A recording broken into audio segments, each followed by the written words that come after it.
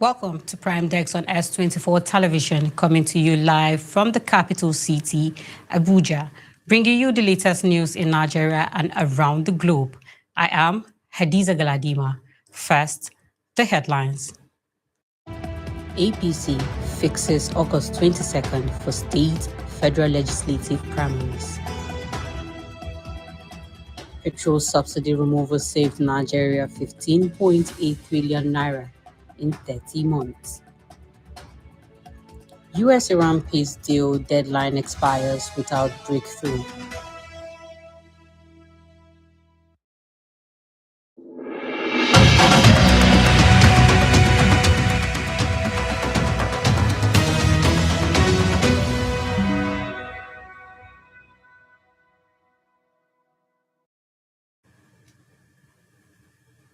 Now, the news in details.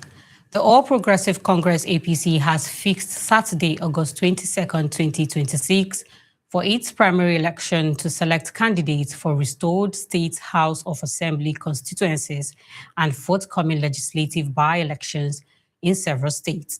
The exercise is expected to set the stage for the party's participation in the affected constituencies ahead of the election. According to the timetable, the primaries will produce candidates for 4 restored State House of Assembly constituencies in Delta, Kogi State, as well as legislative by-elections in Gombe, Bauchi, Delta, and Kano states.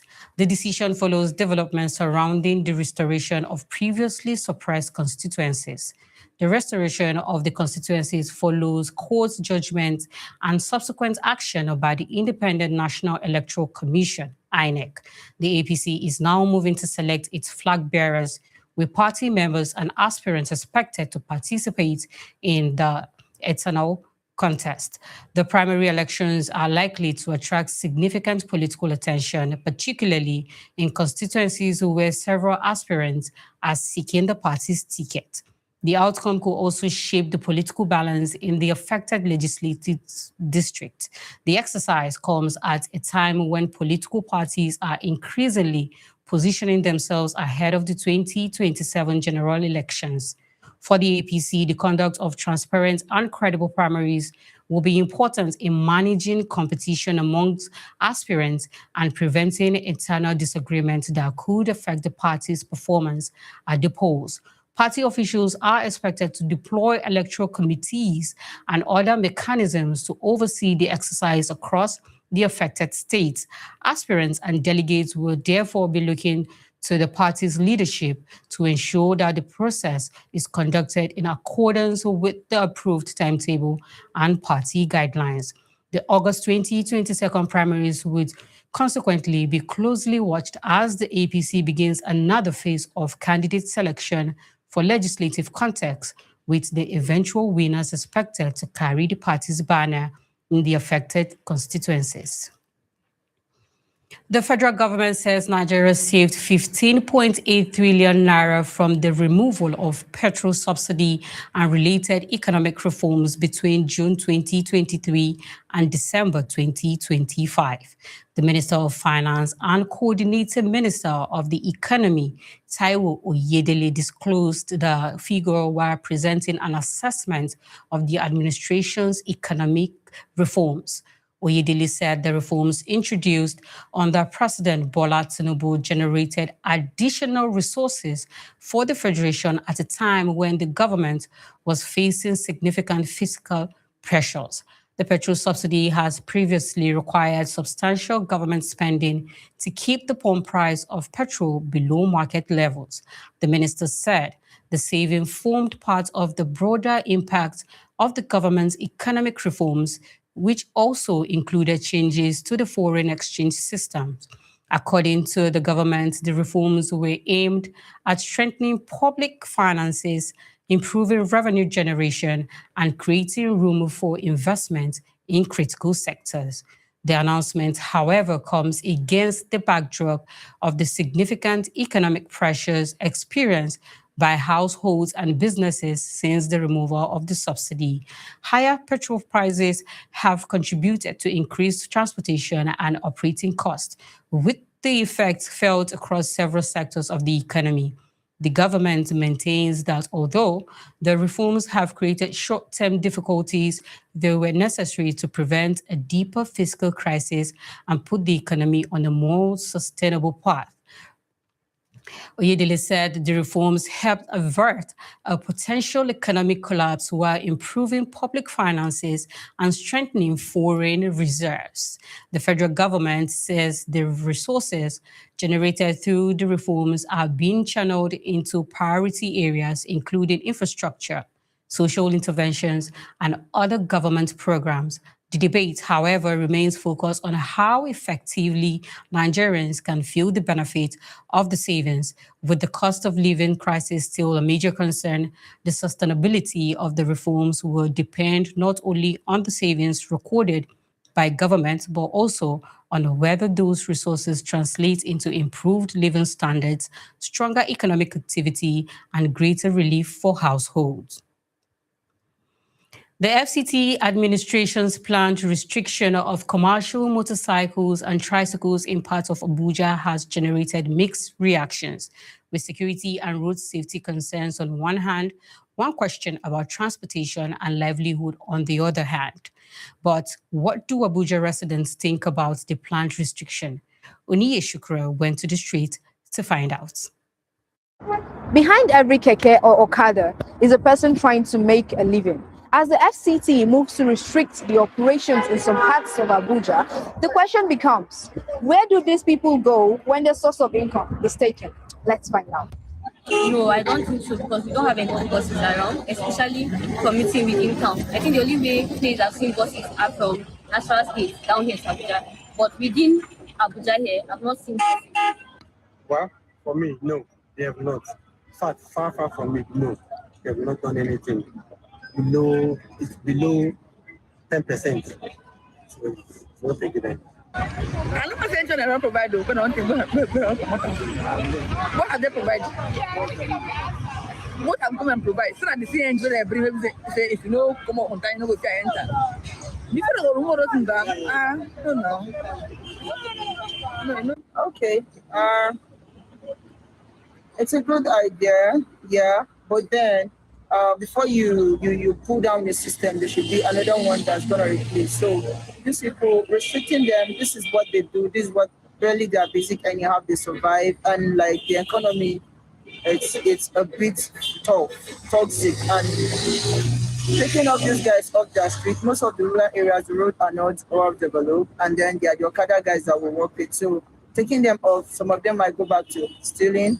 They might go back to standing by the roadside, vandalizing, and so on. So to me, I think there should be a system that can, as they're living this, there should be something that they can fall back into so they are not stranded, they don't become out to the community. Yes, restricting them in some areas of Abuja, yes, is good. But before they do that, they should also provide adequate transportation facilities to convert those from the rural area to the city or from the city back to the rural area. Because it's been hard. That is the livelihood of survival. Yes, now. And before government will push, will remove the and waiting for this our FCT. It's also bring something that will make them have money. When they bring on that thing, they give them money because they get family, they pay rent, they pay school fees, they eat. So before government will think of removing keke and bike, when they find something else they will bring. Else, even the two that will kidnap government.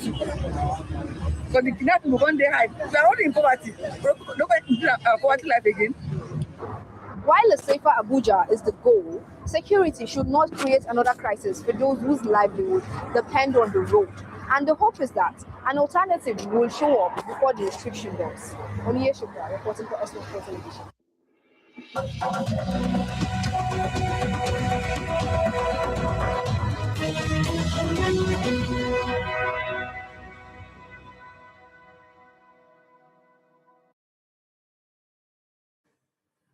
The federal government says it spent 9.39 trillion naira on wage adjustments, wage awards, and allowances as part of measures to cushion the impact of economic reforms on workers.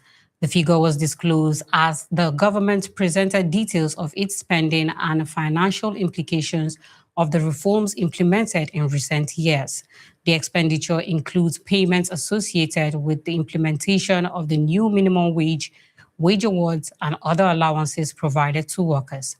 The government says the spending reflects its response to the economic difficulties faced by Nigerians following major policy changes. The wage adjustments came amid a period of rising living costs, particularly after the removal of petrol subsidy and changes to the foreign exchange regime. Public sector workers and organized labor had repeatedly called for measures to compensate workers for the loss of purchasing power. The federal government has also been addressing outstanding workers' entitlement. The Ministry of Finance recently said the outstanding wage award was being processed, while promotion arrears and other labor-related payments were also being addressed. According to the government, the additional wage expenditure represents one of the major areas where public resources have been committed to easing the impact of the economic transition. However, the size of the expenditure also highlights the growing pressure on government finances as it balances workers' demand with other national obligations. For organized labor, the key issue remains whether wage increases are keeping pace with inflation and the rising cost of basic goods and services. Workers have continued to demand better purchasing power, while governments have stressed the need to balance wage commitment with fiscal sustainability. The 9.39 trillion naira figure therefore provides another dimension to the debate over Nigeria's economic reforms. While the government points to increased spending on workers as evidence of intervention, the broader question is whether the measures are sufficient to protect households' income and improve living standards in the face of continuing economic pressure. Also, the federal government says another batch of Nigerians are expected to return home from South Africa today, following concerns over xenophobic attack and growing anti-foreign sentiment in parts of the country. An updated statement from the Ministry of Foreign Affairs put the number of returnees to 88. The returnees depart from Oliver Tambo International Airport in Johannesburg at about 3:35 p.m. local time and arrive the Murtala Mohammed International Airport in Lagos at approximately 8:45 p.m.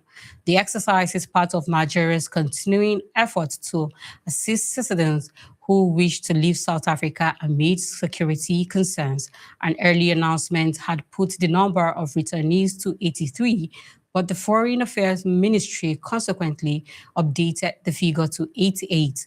The latest group is being facilitated through arrangements involving private individuals who sponsor tickets for the returning Nigerians.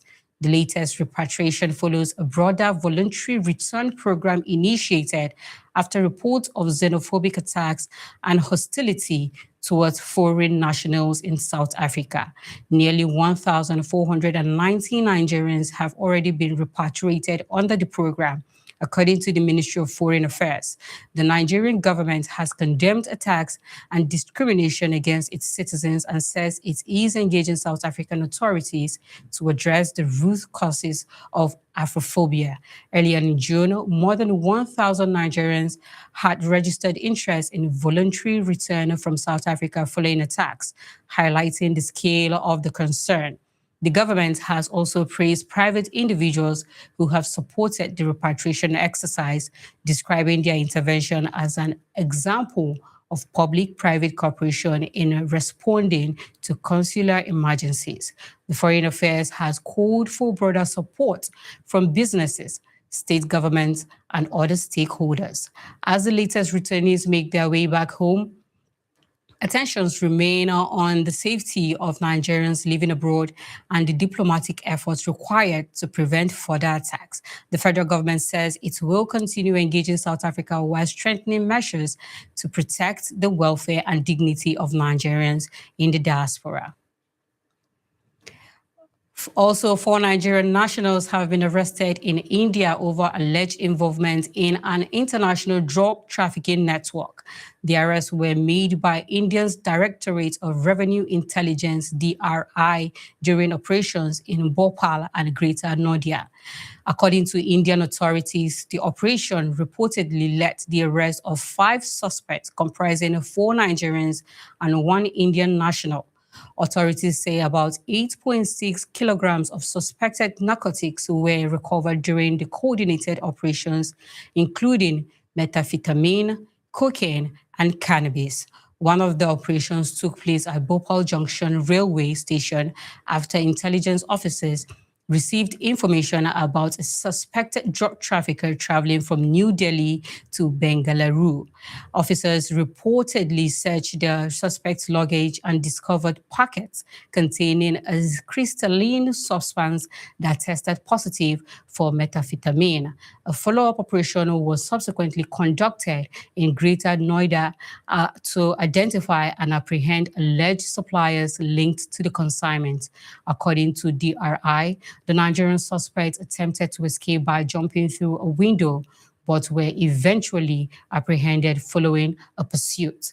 Authorities say the Greater Noida operation resulted in the recovery of additional quantities of methamphetamine, cocaine, and cannabis. The drugs were allegedly connected to a foreign trafficking syndicate suspected to recruiting Indian nationals to facilitate its operations.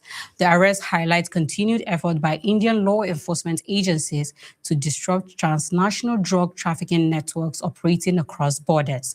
The suspects are expected to face proceedings under India's narcotic drugs and psychotropic substances law as investigation continues. If you're just joining us, you are watching the Prime Desk on S24 television. Stay tuned for our international news coming up after the break.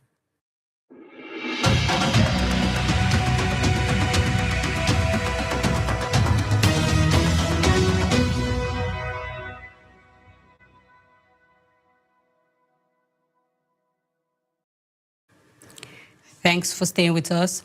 Washington and Ottawa are racing to finalize a new trade agreement after the United States delayed imposing additional tariff on Canadian imports. The 3-day pause gives negotiators more time to resolve outstanding issues between the two countries, while the deadline for the United States and Iran to reach a peace agreement have expired without a final deal, leaving tensions between the two countries at a critical point. The 60-day window was intended to give both sides time to negotiate an end to hostilities and address major sticking points, including Iran's nuclear program, U.S. sanctions, and the reopening of the strategically important Strait of Hormuz.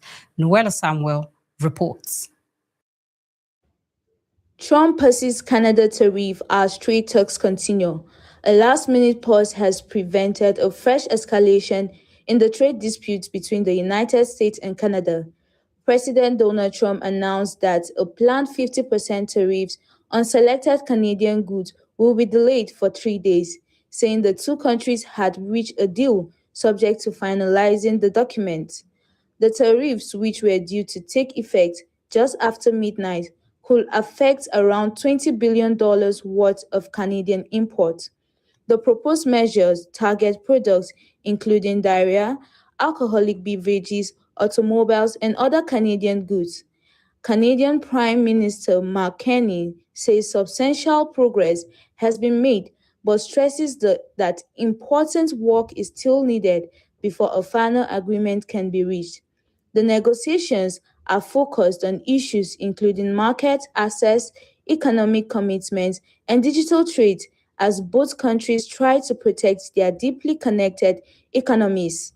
Trump has also raised the possibility of reviving the controversial Keystone XL oil pipeline, although deadlines on how it will feature in any final agreement remains unclear. For now, the 3 days window gives Washington and Ottawa a narrow opportunity to turn the tentative agreement into a final deal and prevent another round of trade tension. Still on the international scene, US-Iran tension rises after peace deadline. Tensions between the United States and Iran are escalating after a 60-day deadline for a peace agreement expired without a deal, leaving diplomatic efforts at a critical point. Iran has warned that it could take further action if Washington fails to meet its demand, including lifting sanctions and addressing measures affecting the Strait of Hormuz, one of the world's most important oil shipping routes. US President Donald Trump says no talks are currently scheduled with Tehran, while Iran officials maintain that negotiations cannot move forward without significant concessions from Washington. The dispute over the Strait of Hormuz remains a major source of concern. Any prolonged disruption to the waterway could affect the movement of crude oil and fuel supplies, with consequences for energy markets around the world. Oil prices have already risen amid renewed fears of supply disruptions as investors monitor the possibilities of further escalation between the two countries. The growing confrontation is also raising concerns across the Middle East, with neighboring countries watching closely for signs that the diplomatic standoff could develop into a wider military crisis. For now, the two sides remain far apart with no clear date for a return to formal negotiations and tensions continuing to mount. Noella Samuel, S24 Television.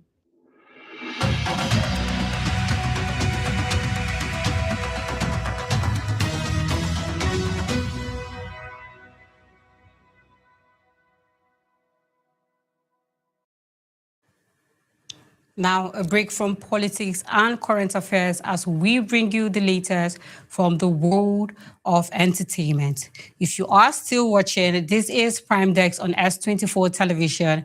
Now we move to our Explainer segment. Whether it's a job interview, a first date, or meeting someone for the first time, chances are you've already formed an opinion before the conversation is even over. So, why do first impressions carry so much weight? A lot of it comes down to what we notice first, how someone speaks, their confidence, eye contact, appearance, or even a smile. Those early cues often shape how we see them before we really know who they are. The problem is, first impressions can be misleading. A quiet person may simply be shy. Someone who seems confident might just be good at hiding their nerves. Yet, those first few moments can influence who gets hired, who gets trusted, and even who becomes a friend. That's why first impression matters. But it shouldn't be the only thing that matters, because getting to know someone takes more than just a first meeting.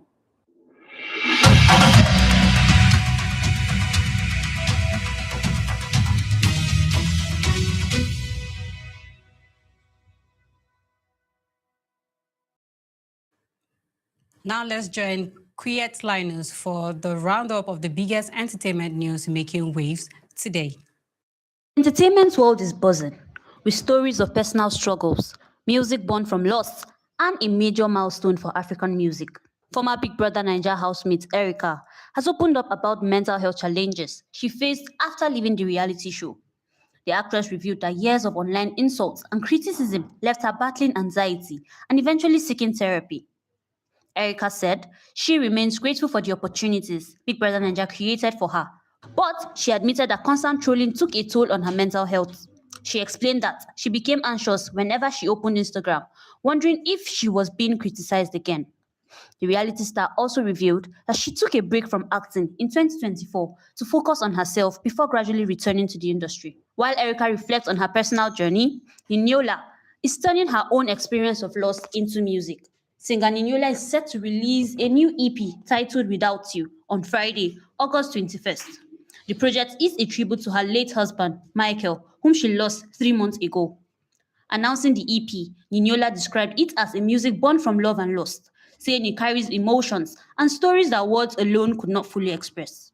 She dedicated the project to Michael, herself, and everyone who has had to find the strength to keep going after losing someone they love. Meanwhile, Beninese music icon Angelique Kidjo has made history as the first African musician and first Black African to receive a star on the Hollywood Walk of Fame. The 5-star Grammy winner was honored in the recording category for her remarkable contribution to music and culture. With 18 albums and a career spanning more than 4 decades, Kidjo has helped introduce African sounds to audiences around the world. She has also collaborated with stars including Burna Boy, Yemi Alade, Alicia Keys, and John Legend, while using her platform to advocate for girls' education and women empowerment. From confronting the pressures of fame to turning grief into music and breaking historic barriers, these stories continue to highlight the resilience, creativity, and global influence of African entertainers. Line is Kuyet for S24 Television.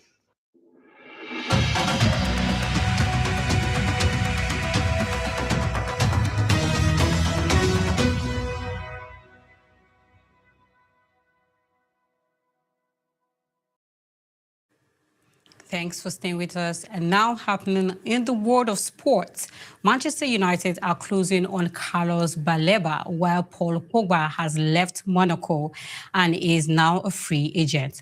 Gospower Uduakan has the reports. Carlos Baleba, the wait for Manchester United could finally be coming to an end. United and Brighton are closing in on a deal for the 22-year-old midfielder, with United offering around £60 million plus another 5 in add-ons. The bid is still below what Brighton would want, but talks remain amicable as both clubs work towards an agreement. The Cameroon international has reportedly made Manchester United his preferred destination since August 2025, and personal terms with the club were agreed around a year ago. Brighton, however, closed the door. Last summer, United were prepared to go as high as £75 million, but Brighton wanted more than £100 million for a midfielder whose stock was rising rapidly. A year later, United could now get their man for significantly less. Baleba joined Brighton from Lille in 2023 and has made 112 appearances for the club. But last season was a difficult one. He was substituted in 15 Premier League games, including 4 times at halftime, and completed 90 minutes only 3 times. The transfer speculation appeared to affect his form, while he also dealt with injury problems. But when he played for Cameroon at the African Cup of Nations, his confidence returned, and United continued to see the qualities that attracted them in the first place. His ability to cover ground, win possession, and pass effectively fits what United want in midfield. And with Yuri Telsman and Andros Santos already arriving this summer, Baleba could become another major piece of Michael Carrick's midfield rebuild. But while Baleba could finally be starting a new chapter, another former Manchester United midfielder has just closed one. Paul Pogba has left AS Monaco by mutual consent and is now a free agent. The 33-year-old joined Monaco last summer after serving a doping suspension, hoping to revive a career that had been disrupted by injuries and times away from football. Unfortunately, the comeback never really gathered momentum. Injuries limited Pogba's involvement, and he made just 6 appearances for Monaco, starting only 1 game. The club has nevertheless praised his experience and his influence on younger players, while Pogba has thanked Monaco, his teammates, and the supporters for their time together. Now, his next move is the big question.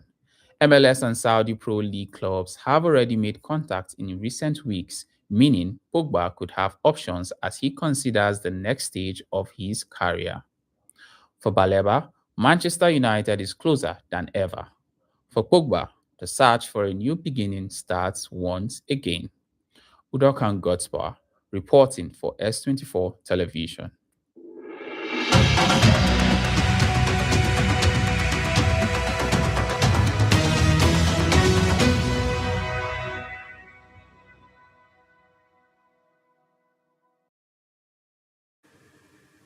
This brings us to the end of Prime Desk on S24 Television. But before we go, a quick recap of the top stories.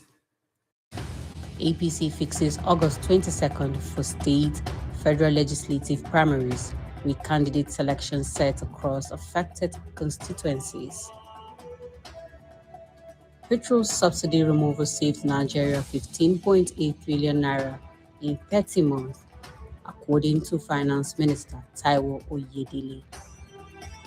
US-Iran peace deal deadline expires without breakthrough, raising fresh concerns over renewed conflicts.